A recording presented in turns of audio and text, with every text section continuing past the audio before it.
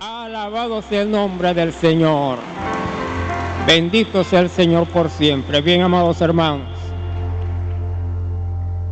tal como lo anunció el pastor Josué hace 2 semanas y comenzamos la semana pasada, durante estos servicios vamos a estar disertando sobre el mensaje o los mensajes del Señor a las iglesias, Apocalipsis capítulo 2 y capítulo 3. La semana pasada se habló acerca del mensaje a Éfeso. Hoy vamos a tratar sobre el mensaje a la iglesia de Esmirna. Así que les pido por favor que abran sus Biblias para tener el referente de la palabra de Dios en el capítulo 2 del libro de Apocalipsis. Vamos a leer los versículos 8 al 11. Apocalipsis capítulo 2, versículos 8 al 11. Dice la palabra de Dios en el nombre del Padre, del Hijo y del Espíritu Santo. Dice: y escribe al ángel de la iglesia en Esmirna, el primero y el postrero, el que estuvo muerto y vivió, dice esto: yo conozco tus obras y tu tribulación y tu pobreza, pero eres rico. Y la blasfemia de los que se dicen ser judíos y no lo son, sino sinagoga de Satanás. No temas en nada lo que vas a padecer. He aquí, el diablo echará a algunos de vosotros en la cárcel para que seáis probados y tendréis tribulaciones por 10 días. Sé fiel hasta la muerte y yo te daré la corona de la vida. El que tiene oído, oiga lo que el Espíritu dice a las iglesias. El que venciere no sufrirá daño de la segunda muerte. Alabado sea el nombre del Señor. Gracias te damos, oh Dios, por tu presencia. Gracias por este día maravilloso en el que podemos adorarte, exaltar tu nombre. Oh Dios, te pedimos ahora que tu Espíritu Santo nos asista con sabiduría, entendimiento, nos guía a toda la verdad para poder entender tu palabra, para poder aplicarla a nuestras vidas y ponerla por obra. Oh Dios de la gloria, gracias. Gracias. Toma control de todo pensamiento, toda mente ahora, Señor. Sea llevada cautiva a la mente de Cristo en el nombre de Jesús. Amén y amén. Pueden estar sentados, amados hermanos. Pues bien, los mensajes a las iglesias, y vamos a hacer un esbozo general rapidito. A pesar de que son mensajes puntuales y específicos, que tienen un destinatario bien específico, bien determinado, y situaciones que por la forma como está redactado se hace una referencia a condiciones específicas locales de cada iglesia. Entendemos hoy que estos mensajes, y cuando al final dice el que tiene oídos para oír que oiga, nos da a entender de que es una referencia que estaba destinado no solamente a la iglesia local, sino que tiene una proyección más allá de lo que aparentemente en el mensaje está escrito. Y es lo que vamos a tratar de analizar el día de hoy.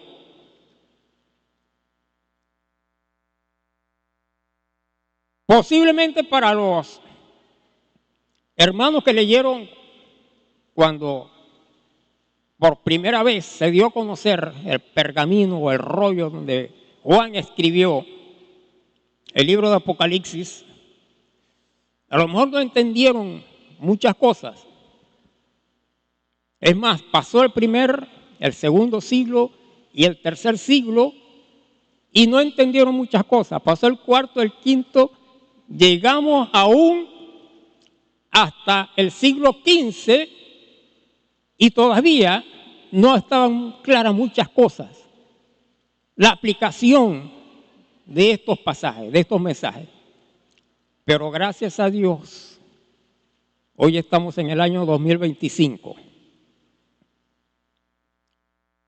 Hoy, con mayor entendimiento de lo sucedido y de la aplicación práctica de estos mensajes, nosotros podemos entender que la proyección de la palabra va más allá de lo que está escrito, porque el Señor tenía preparado muchas cosas importantes para nosotros y que el mensaje que aparentemente era para una iglesia, en un local específico, una localidad específica y en un tiempo específico, tiene una gran enseñanza para nosotros el día de hoy.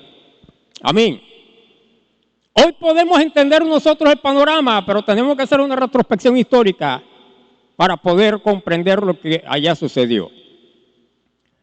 Vamos a ir rapidito. El mensaje a las iglesias tiene 7 elementos, 7 componentes clave. El primer componente, para que tengamos una referencia, aunque de esto ya se ha hablado, el primer componente es un destinatario. El segundo elemento que aparece es el Señor, se presenta siempre y son elementos comunes en todas las cartas. Un destinatario, ¿a quién va dirigida?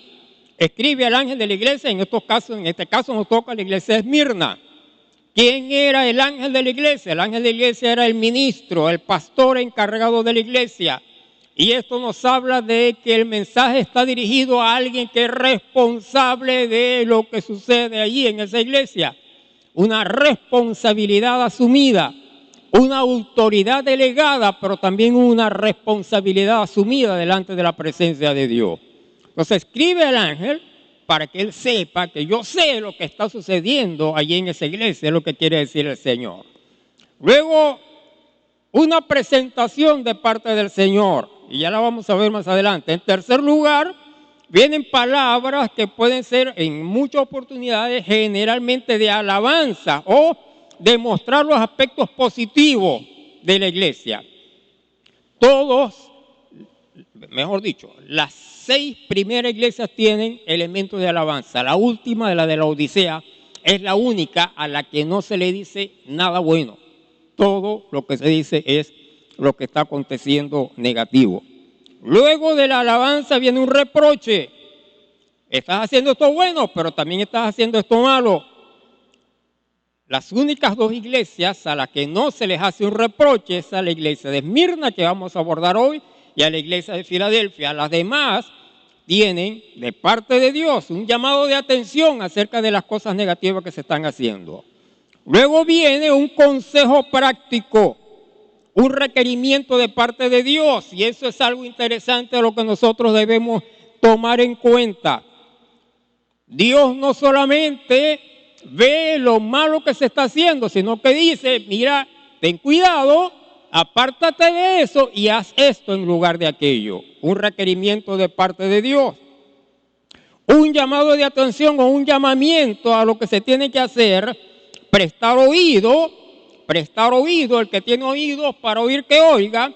Y en último lugar, una recompensa si se ha tomado la decisión de abandonar lo malo y tomar la recomendación que Dios ha dado. Todas las cartas tienen estos 7 elementos allí en su estructura. Ahora bien, otra cosa interesante es que son 7 iglesias a las que se dirigen 7 mensajes. Todas las iglesias estaban ubicadas en Asia Menor, relativamente cerca una de la otra. En este caso, la iglesia, la comunidad de Éfeso, la iglesia de Éfeso, que estaba en la ciudad de Éfeso, estaba muy cerca de Esmirna, relativamente cerca. Y así sucesivamente, todas estaban en Asia Menor, todas en provincias bien importantes, todas o casi todas eran capitales de regiones bien importantes en Asia Menor. Y todas tenían un referente de situaciones que estaban viviendo diferentes unas de otras, pero que a la postre tienen un mensaje fundamental para cada uno de nosotros. Lo otro es que los mensajes de las iglesias tienen 3 cosas importantes que nos dejan a nosotros como enseñanza. Número 1, que eran mensajes para la iglesia local, como ya les he dicho, pero que cuando analizamos las 7 iglesias y analizamos el devenir de la historia, desde el primer siglo, desde la iglesia del primer siglo, la primera iglesia, la iglesia primitiva, hasta lo que estamos viviendo hoy día, entonces los mensajes a las iglesias adquieren un cariz de relevancia y de trascendencia histórica, porque no solamente hacen referencia a situaciones locales, sino también a la situación y a la condición de la iglesia a través de la historia, desde el primer siglo hasta el día de hoy. Entonces el mensaje a cada iglesia tiene condiciones que nosotros hemos visto a través de la historia. Por eso decía que en el primer siglo a lo mejor no le dieron la trascendencia del mensaje, pero hoy nosotros sí podemos hacer ese análisis. Y lo otro es de que es un mensaje para una iglesia, es un mensaje para la historia de la iglesia, pero es un mensaje personal también. Es un mensaje para cada uno de nosotros como cristianos. Es un mensaje y una enseñanza que cada uno de nosotros tenemos que tomar en cuenta, porque cuando analizamos lo que ahí está escrito, vamos a ver plasmada nuestra vida en alguna condición, en alguna situación, pero ahí está la recomendación de Dios y está la recompensa de Dios si rectificamos. Alabado sea el nombre del Señor. El mensaje a la iglesia de Esmirna. Esmirna quiere decir mirra. Y la mirra se traduce como amargura. Recuerden ustedes que cuando aquellos 3 reyes, personajes, como lo quieran llamar, buscaron al Señor porque traían presentes, trajeron 3 cosas: incienso, oro y mirra. La mirra, a pesar de que era utilizada en aquel tiempo como era aromática, pero en sí la mirra es amarga. La amargura habla de tribulación, de angustia. Y eso fue lo que el Señor padeció por nosotros, angustia, antes y durante el momento en el que fue llevado a la cruz del Calvario.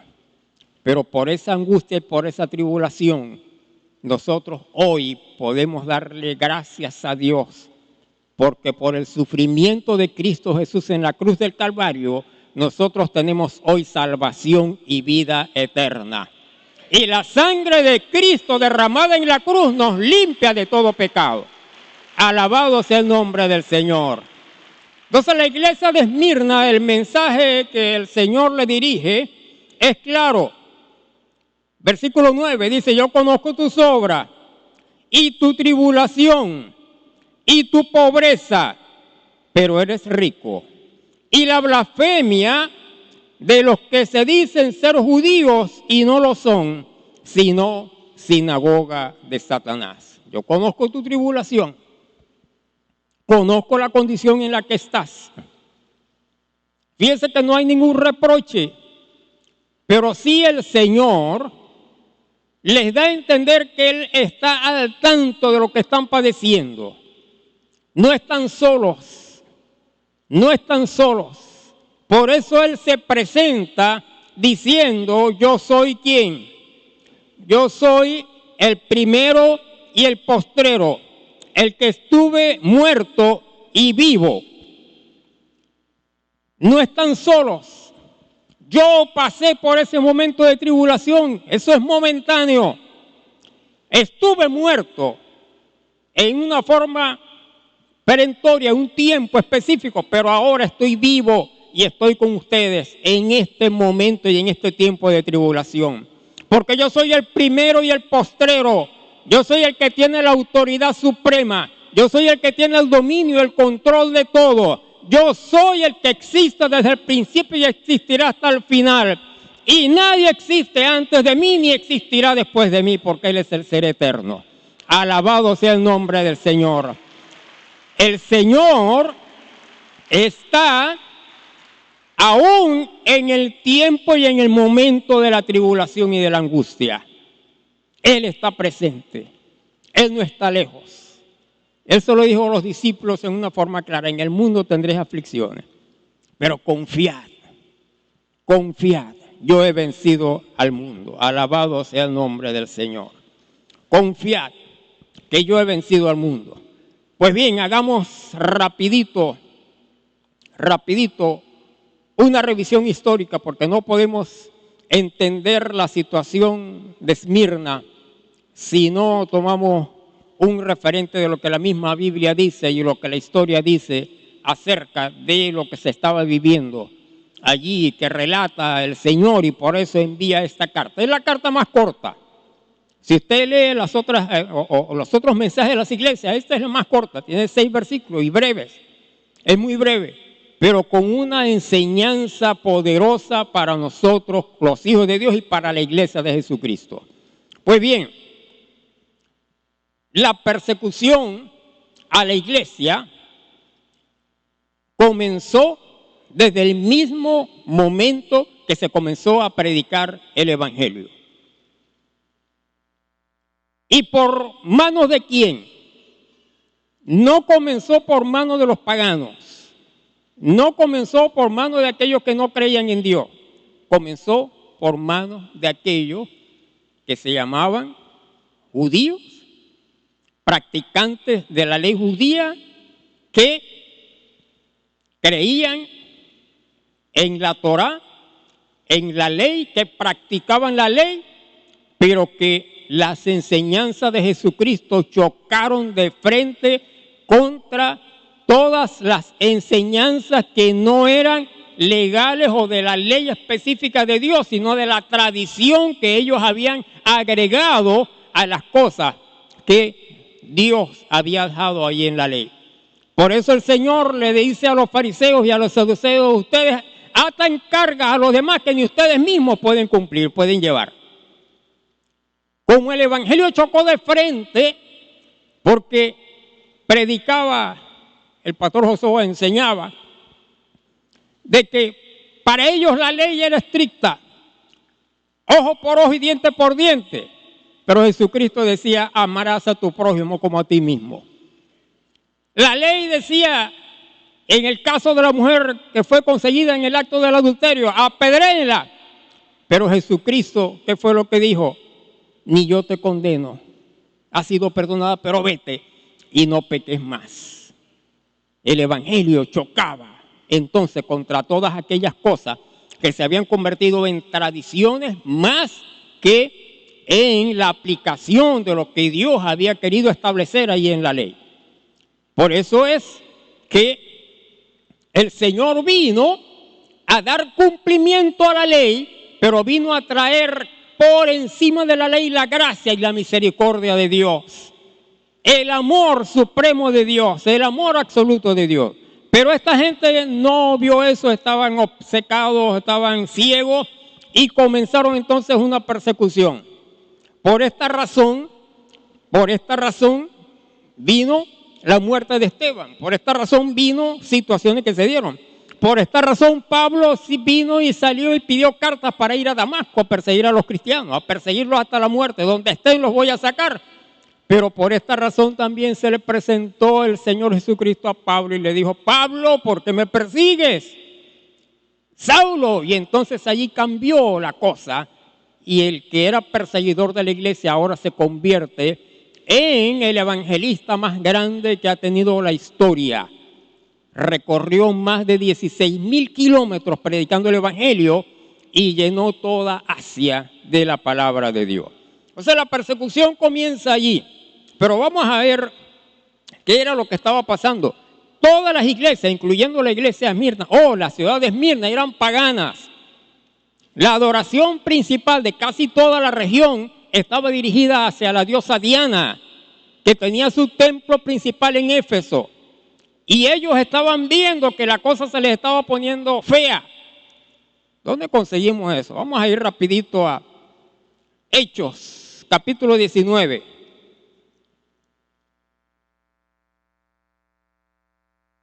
Hechos 19.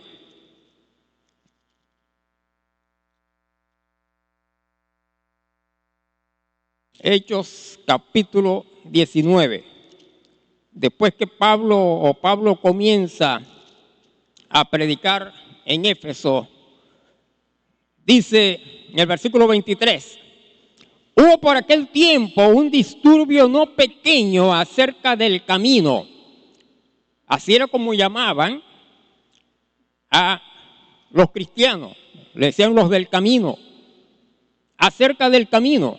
Porque un platero llamado Demetrio, que hacía de plata templecillos de Diana, la diosa pagana que ellos adoraban, daba no poca ganancia a los artífices, a los cuales reunidos con los obreros del mismo oficio dijo, varones, sabéis que de este oficio obtenemos nuestra riqueza, pero veis y oís que este Pablo, no solamente en Éfeso, sino en casi toda Asia, ha apartado a mucha gente con persuasión, diciendo que no son dioses los que se hacen con las manos.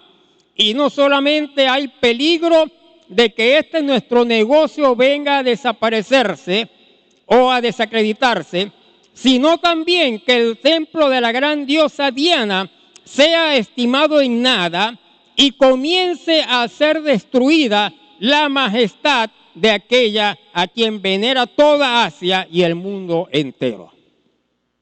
Allí entonces comienza una persecución.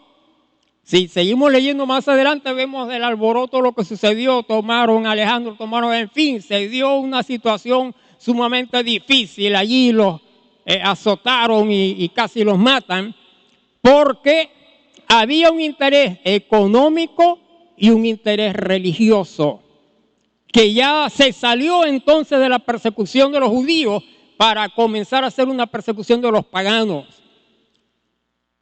La predicación del evangelio estaba haciendo que ya la gente no adorara a Diana, que ya no se postrara delante de la diosa Diana, sino que adorara al Dios Todopoderoso, Jehová de los ejércitos, a Jesucristo su Hijo como Señor y Salvador, y recibieran la unción del Espíritu Santo de Dios. Ellos vieron que el negocio se le estaba viniendo abajo, pero que también los templos estaban vacíos. Y esto es lo que escribe Plinio el joven, gobernador de Bitinia, que estaba cerca de esa región. Le escribe a el emperador del momento, le escribe a Trajano y le dice, mira, está sucediendo algo terrible aquí. Los cristianos se están multiplicando. Las iglesias, mejor dicho, los templos nuestros, la de Diana, están vacíos. Ya la gente no quiere entrar porque ahora están creyendo en otro Dios. ¿Qué hacemos? Y Trajano le dice, haz tú lo que quieras. Y comenzó una persecución terrible, que no fue una persecución orquestada directamente por el imperio, aunque después del año 64 después de Cristo, cuando hubo aquel incendio en Roma, comenzó una persecución porque Nerón acusó a los cristianos de que ellos eran los que habían incendiado, pero la persecución del imperio como tal, con un aspecto legal, fue en el año 249-250 después de Cristo, cuando el emperador Decio emite y promulga una ley, una ordenanza, donde dice que todos en el imperio romano tienen que postrarse delante de los dioses romanos. Ya desde antes, y allí en Esmirna se había construido un templo al emperador, ¿verdad? Al César. Y la gente tenía que postrarse. Y tenía que decir, César es el Señor. César es el Señor. Pero cuando venían los cristianos decían, no, César no es el Señor. Jesús es el Señor. Jesús es el Señor. Y esto era causa de que los llevaran a tribunales y que murieran. Haciendo el cuento más corto, la historia más corta, se dice que casi 10 millones de cristianos fueron llevados a la hoguera, fueron asesinados, fueron decapitados, fueron apedreados, fueron llevados y crucificados por el Imperio Romano en todo este interín de tiempo. Pero el mismo Flavio Josefo, más adelante un historiador, dice que esto era peor, dice, las muertes de los cristianos, porque parece que la sangre de ellos como que es semilla que se germina y mientras más mueres, más salen, más hay. Porque nadie puede detener la iglesia de Jesucristo. Nadie puede detener la predicación del Evangelio. Edificaré mi iglesia y las puertas del Hades no prevalecerán contra ella, dice el Señor. Pero la iglesia sufrió tribulación y la iglesia de Esmirna fue una de las que sufrió mayor cantidad de tribulación. Dice que aún las propiedades se les quitaran, perdieron posesiones, perdieron muchas cosas. Pero, ¿qué les dice el Señor? No temáis. No temáis, versículo 15. Perdón, estamos en Apocalipsis capítulo 2. Les dice el Señor, no temáis. No temáis por la tribulación que vais a padecer. Y el no temáis es, no tengas temor de la muerte. No tengas temor de la tribulación. Versículo 10. No temas en nada lo que vas a padecer. He aquí el diablo echará a algunos de vosotros en las cárceles para que seáis probados. Tendréis tribulaciones por 10 días. Y dice, sé fiel hasta la muerte y yo te daré la corona de la vida. Esto no fue asombro para ellos porque conocían lo que dice la palabra de Dios. Vamos a leer Mateo capítulo 24, lo que el mismo Señor le dijo a los discípulos. Mateo capítulo 24, ya esto estaba profetizado por el Señor, verso 9. Entonces os entregarán y os matarán y seréis aborrecidos de todas las gentes por causa de mi nombre. Muchos tropezarán entonces y se entregarán unos a otros y unos a otros se aborrecerán. Ya el Señor lo había dicho que esto iba a suceder. Lucas capítulo 21 agrega otros elementos bien importantes, porque he aquí que en medio de toda la tribulación, en medio de la situación difícil, siempre el Señor tiene una alternativa y su presencia está con nosotros. Dice Lucas en el capítulo 21, dice, y cuando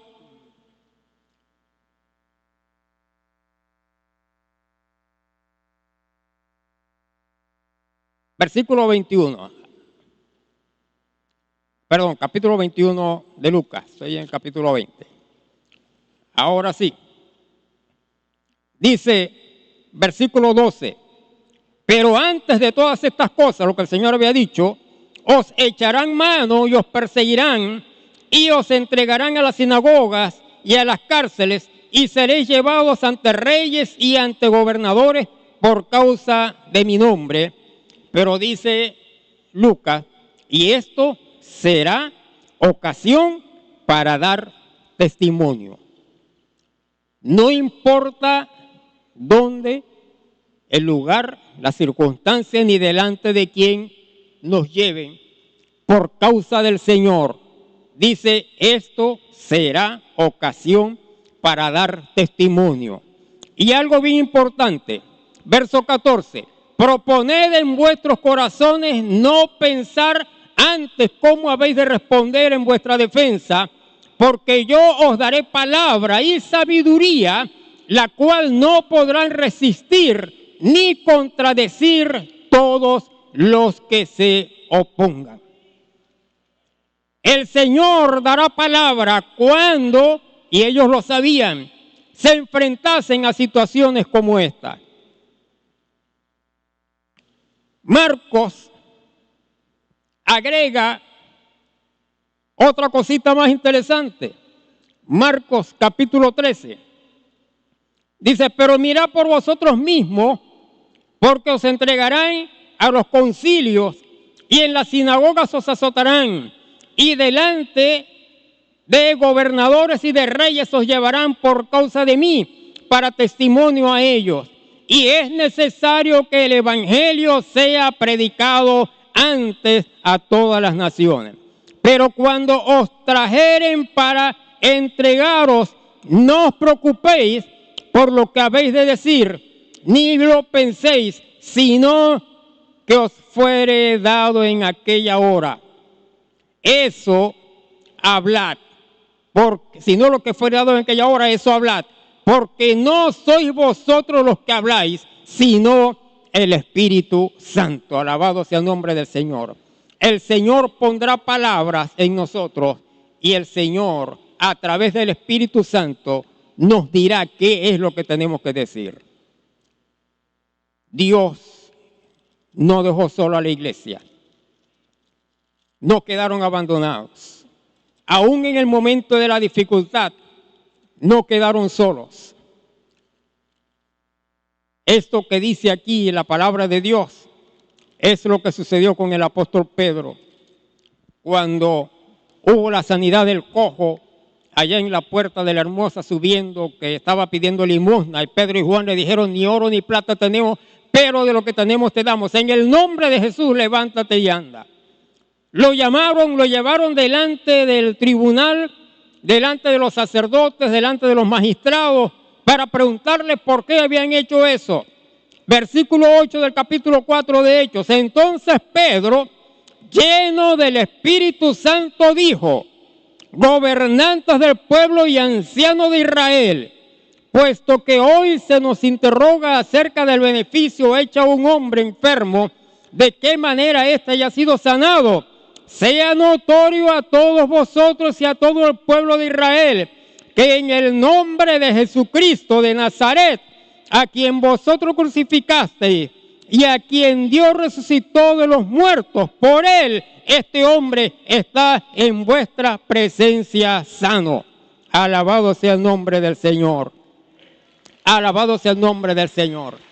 Y pronunció el Señor ahí palabras con el apóstol Pedro, pero por el Espíritu Santo, no por él, por el Espíritu Santo, diciendo, versículo 12, y en ningún otro hay salvación, porque no hay otro nombre debajo del cielo dado a los hombres en quien podamos ser salvos. Alabado sea el nombre de nuestro Dios. Entonces, viendo el denuedo de Pedro y de Juan, y sabiendo que eran hombres sin letra y del vulgo, se maravillaban y les reconocían que habían estado con Jesús. No importa la condición en la que nosotros estemos, de pobreza, de conocimiento poco, como Pedro y Juan, que dicen que reconocían que eran hombres sin letras y del vulgo. Porque cuando el Espíritu de Dios habla a través de nosotros, aún los gobernadores y los magistrados tienen que doblegarse y entender que solamente en Cristo hay salvación y vida eterna. Alabado sea el nombre del Señor.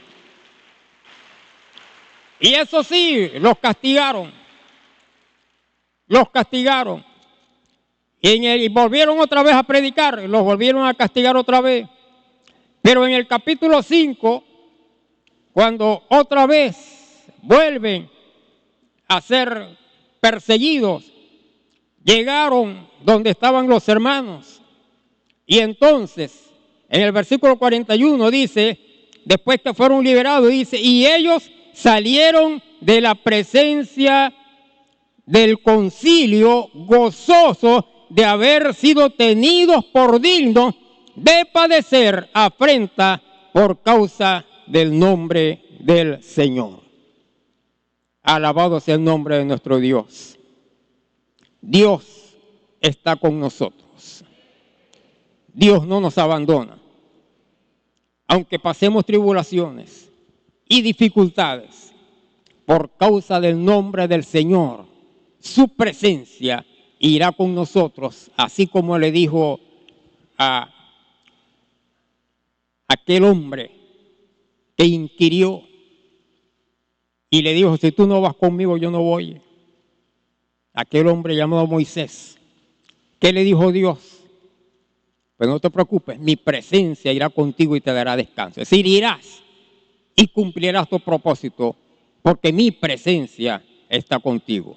Alabado sea el nombre del Señor.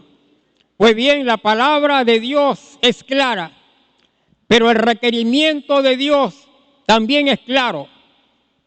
¿Qué le dice el Señor allí a la iglesia de Esmirna? Van a pasar tribulaciones, van a pasar dificultades, pero el llamado es a la fidelidad. Sé fiel hasta la muerte, sé fiel hasta la muerte, y yo te daré la corona de la vida. En el transcurrir del tiempo, nosotros vemos en la actualidad, a pesar de que aquí tenemos libertades para predicar la palabra, pero hay muchos países donde no se puede hablar del Evangelio, donde hablar del Evangelio es causa de muerte o de prisión, donde es un delito tener una Biblia. Eso existe actualmente. Eso no estoy hablando del siglo XII, del siglo II, del siglo III. Eso existe actualmente. Hay países donde una persona tiene que cargar la Biblia escondida, porque si le consiguen una Biblia, ese va detenido y es azotado públicamente. No se puede hablar del Evangelio porque es una herejía para ellos. ¿Qué nos toca hacer a nosotros? Orar. Orar por la iglesia que está siendo perseguida. Orar por aquellos que están predicando el Evangelio, aún con su vida allí exponiéndola. Oremos por ellos, por los misioneros que van a estos países a exponer su vida, para que el nombre del Señor sea conocido y muchos en estos lugares que viven en oscuridad espiritual puedan aceptar a Jesucristo como Señor y Salvador. Pero en el sentido personal, y ya con esto vamos a ir dándole el giro de cierre, en el sentido personal, muchos cristianos también están viviendo situaciones terribles en sus casas. ¿A cuántos de los que están acá no tienen que levantar la mano, que aceptaron a Jesucristo como Señor y Salvador, son los únicos cristianos en sus casas? No les dicen: ahora sí te lo viste loco, ahora sí tú vienes, te la pasas todo el tiempo leyendo esa Biblia, ahora sí es verdad que te dejaste todo, ya tu familia para ti no existe, lo único que existe es la iglesia. ¿Cuántos aquí son perseguidos por ser cristianos en sus hogares? ¿Cuántas esposas son maltratadas por los esposos y les dicen cualquier cantidad de barbaridades porque han decidido seguir a Cristo? ¿Cuántos están sufriendo y padeciendo por causa del Evangelio? Pues yo les digo algo, amados hermanos, el llamado es a la fidelidad a Dios. Cuando a Pedro y a Juan, aquellos, el sacerdote, los saduceos, los fariseos, le vinieron a decir: no prediquen, no hablen más en ese nombre, la respuesta de Pedro fue la siguiente: lo lamentamos mucho, pero es necesario obedecer a Dios antes que a los hombres. No te estoy diciendo que te levantes en tu casa en contra de tus padres, ni en contra de tu esposo, ni que agarres la Biblia para darle un bibliazo por la cabeza. No, al contrario, todo lo contrario. Como cristiano verdadero, tienes que asumir una posición conforme a la vida que tú dices vivir, de amor, de gozo, de paz, de dar testimonio allí en tu hogar, para que aquellos, aún sin hablar palabra, sean convencidos por el Espíritu Santo de Dios y vengan a los pies de Jesucristo. Tienes que ser mejor hijo, mejor padre, mejor esposo, mejor amigo, para que otros puedan entender que Cristo cambia, pero cambia para bien, transforma, pero transforma para bien, regenera la vida del hombre para que el hombre salga del pecado, de la atadura, de la cadena y venga a vivir la libertad de los hijos de Dios. Alabado sea el nombre del Señor. No importa lo que estés padeciendo, no importa lo que estés sufriendo, no importa, a lo mejor tienes alguna enfermedad que amarra tu vida, a lo mejor te han dicho algo mentalmente te está afectando, pero hoy es el día de libertar tu vida de toda atadura, porque hoy Cristo Jesús, el primero y el último, el alfa y omega, el que estuvo muerto y vive, está a tu lado para decirte: no temas, no temas, yo estoy contigo. Recordamos lo que dice Isaías 41:10: no temas, yo estoy contigo, no desmayes, porque yo soy tu Dios que te esfuerzo. Siempre te ayudaré, siempre te sustentaré con la diestra de mi justicia. Alabado sea el nombre del Señor. Romanos capítulo 8, un pasaje que todos conocemos, un pasaje que todos hemos leído, un pasaje que todos hemos estudiado y que lo repetimos muchas veces. Romanos capítulo 8, versos, vamos a leer del versículo 32. El que no escatimó ni a su propio Hijo, sino que lo entregó por todos nosotros, ¿cómo no nos dará también con él todas las cosas? ¿Quién acusará a los escogidos de Dios? Dios es el que justifica. ¿Quién es el que condenará? Cristo es el que murió, más aún el que también resucitó, el que además está a la diestra de Dios, el que también intercede por nosotros. ¿Quién nos separará del amor de Cristo? ¿Tribulación, o angustia, o persecución, o hambre, o desnudez, o peligro, o espada? Como está escrito: por causa de ti somos muertos todo el tiempo, somos contados como ovejas de matadero. Antes, en todas estas cosas, somos más que vencedores por medio de aquel que nos amó, por lo cual estoy seguro de que ni la muerte, ni la vida, ni ángeles, ni principados, ni potestades, ni lo presente, ni lo porvenir, ni lo alto, ni lo profundo, ni ninguna otra cosa creada nos podrá separar del amor de Dios que es en Cristo Jesús, Señor nuestro. Alabado sea el nombre del Señor. Ni la muerte, ni ángeles, ni principados, nada nos podrá separar del amor de Dios que es en Cristo Jesús, Señor nuestro. Pero sé fiel hasta la muerte. Sé fiel hasta la muerte. Y la recompensa es la corona de la vida. Tendrás la corona de la vida eterna, la salvación eterna. Y como corolario termina el mensaje a Esmirna diciendo: el que venciere, atención, no el que se queda atrás, no el que es desertor, no el que vuelve, no el que se regresa del camino del Señor, sino el que persevere hasta el fin, el que venciere, no sufrirá daño de la segunda muerte, que es ser lanzado en el lago que arde con fuego y azufre, que es la muerte segunda, la condenación eterna. Recibirás la corona de la vida y no sufrirás daño de la condenación eterna. ¿Pero quién? El que venciere. El que venciere. Amén. Y para vencer hay que ser valiente.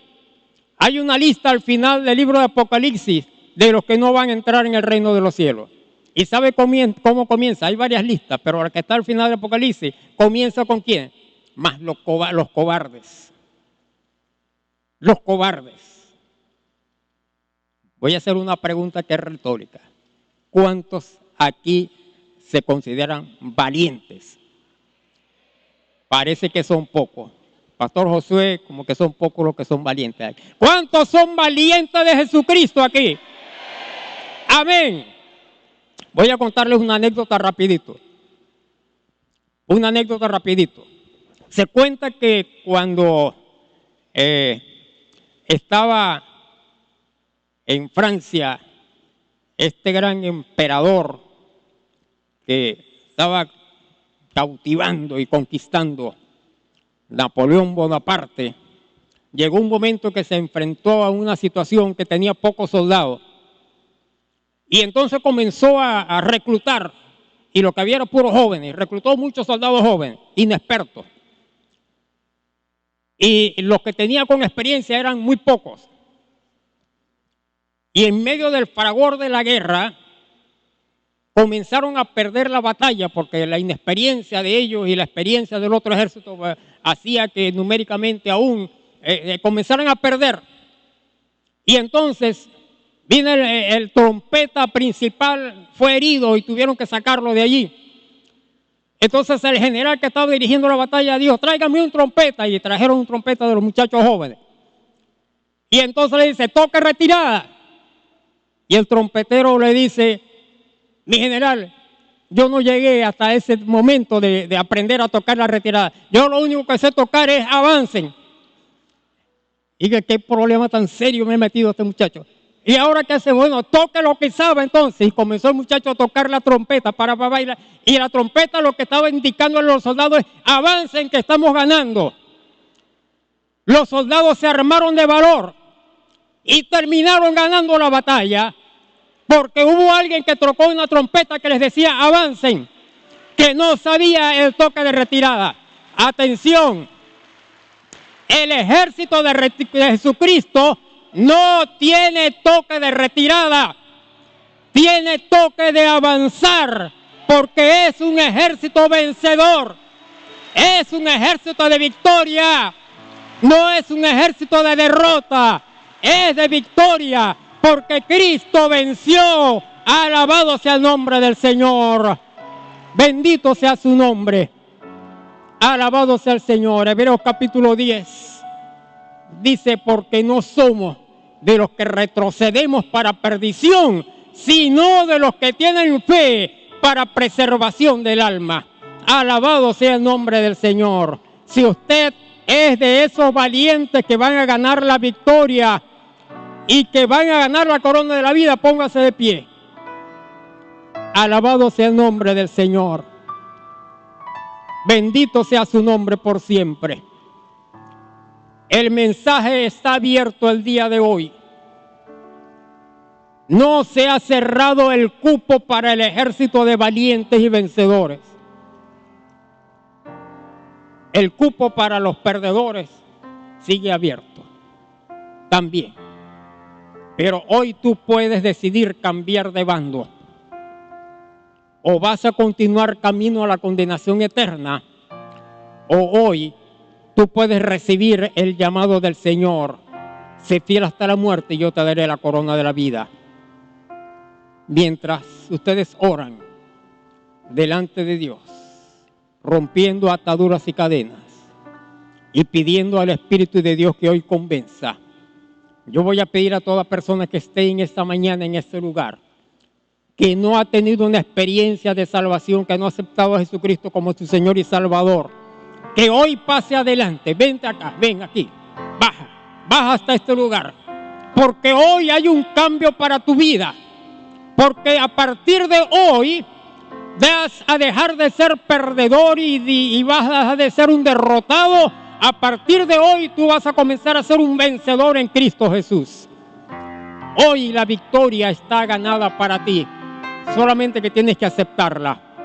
Cristo Jesús, el Hijo de Dios, el que venció en la cruz del Calvario, está en este lugar, te está llamando y te está diciendo: hijo mío, ven, quiero tener un encuentro contigo.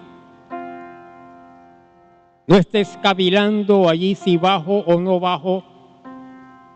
No es un cambio de religión, es un cambio de vida de pecado, de vida de tinieblas, de vida de dificultad espiritual, de vida de pobreza espiritual, para comenzar a tener una vida de riqueza espiritual en Cristo Jesús.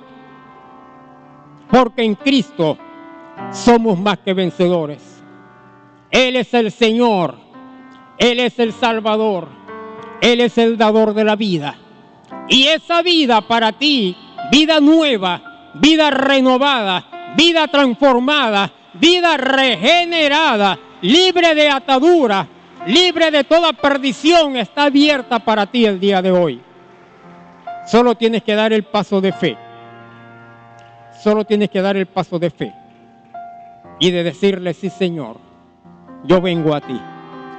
Y mientras escuchamos a mis hermanos decir: he decidido seguir a Cristo, vamos a esperarte, porque hoy es el día aceptable, hoy es el tiempo de salvación.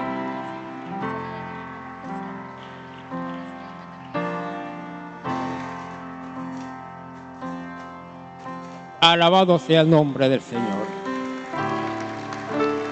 Gloria a Dios. Gloria a Dios. Sigue bajando. Sigue bajando. Hay oportunidad para ti.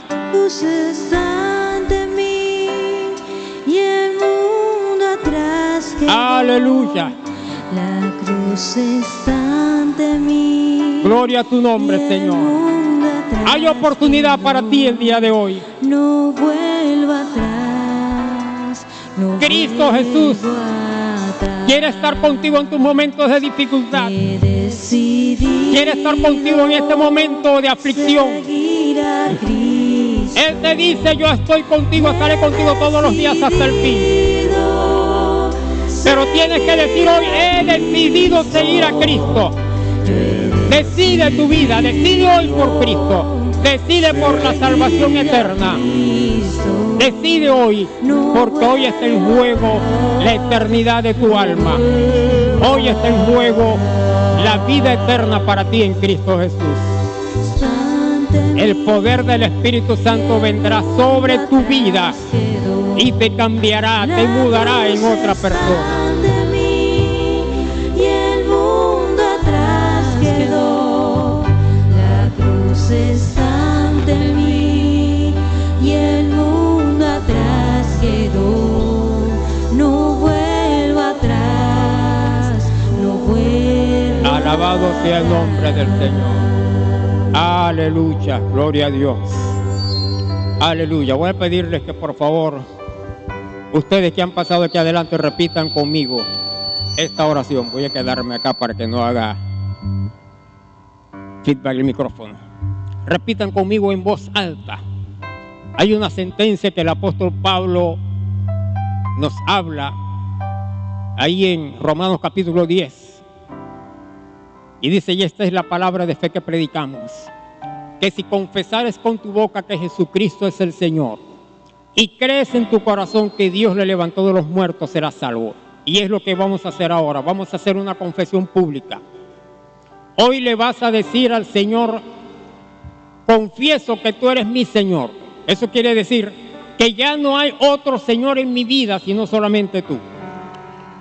Y creo en mi corazón que Dios te levantó de los muertos. Es decir, que tú eres el Mesías, el ungido, el enviado de Dios para salvar al hombre del pecado y para llevarlo a la vida eterna. Así que repitan conmigo esta oración, por favor. Padre Celestial, vengo delante de ti, reconociendo mi condición de pecador, pero me arrepiento hoy y te pido que tú me limpies con la sangre que Cristo derramó en la cruz del Calvario.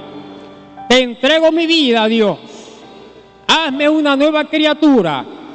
Escribe mi nombre en el libro de la vida y lléname con tu Espíritu Santo. Oh Dios de la gloria, gracias, gracias por la salvación que hoy me das. Te recibo como mi Señor y Salvador. Y reconozco que Cristo vivió, murió en la cruz de Calvario, resucitó y está sentado a la diestra de Dios. Gracias, Señor, en el nombre de Jesús. Amén y amén. Amado hermano, dirija su mano hasta este lugar y vamos a orar por ellos. Ahora usted no va a orar, vamos a orar nosotros por ustedes. Padre Santo, delante de ti ponemos todas estas personas que han pasado aquí adelante. Oh Dios de la gloria, ellas han pasado de muerte a vida por lo que dice tu palabra. Padre Santo, cuídales, guárdales, protege. Erradica de ellos todo aquello que les mantenía atados al pecado, al mundo, a las tinieblas. Ahora que resplandezca en ellos tu luz, oh Dios. Padre Santo, lávalos con la sangre de Jesucristo. Límpiales de todo pecado y llénales y bautízales con tu Espíritu Santo. Oh Dios de la gloria, en tus manos le ponemos, Señor, bajo tu protección y cuidado, a ellos y a su familia, porque ellos serán testimonio en sus hogares que solamente en ti hay salvación y vida eterna. Gracias por ello. Los bendecimos con toda bendición espiritual, en el nombre de Jesús. Amén y amén. Alabado sea el Señor. Voy a pedirles que se volteen, por favor, gírense hacia los hermanos y a la congregación. Voltéense, porque a la cuenta de 3 vamos a decirles algo. 1, 2, 3. Bienvenidos a la familia de Dios. Alabado sea el nombre del Señor. Ahora les pido que acompañen a mi hermano Carlos de la Rosa y a las diaconisas y diáconos y ancianos. Aleluya. Hay victoria en Cristo Jesús. Dios les bendiga, amados hermanos.